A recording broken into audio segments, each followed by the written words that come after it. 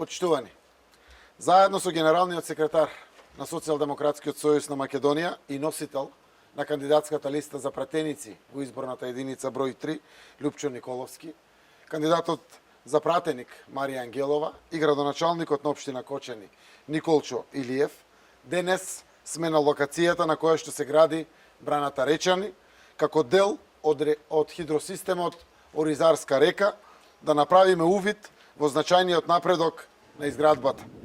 Станува збор за инфраструктурен проект од огромно значење за Кочанскиот регион, особено за плодното Кочанско поле.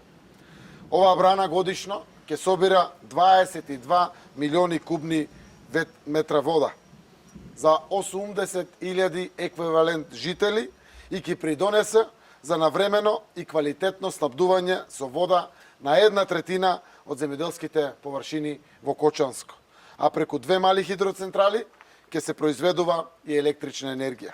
Вредноста на инвестицијата е 30 милиони евра.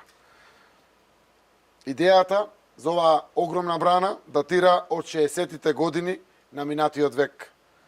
Патот го изгради веќе Министерството за земјоделие, а висината на самата брана ќе биде поголема од 80 метри. Покажавме на дело дека и во воредни услови, со целосно почитување на препораките за заштита, продолжуваат интензивно градежните работи за изградба на значајни инфраструктурни проекти. Низ целата држава забрзано се градат крупни капитални проекти од витално значење за граѓаните и државата.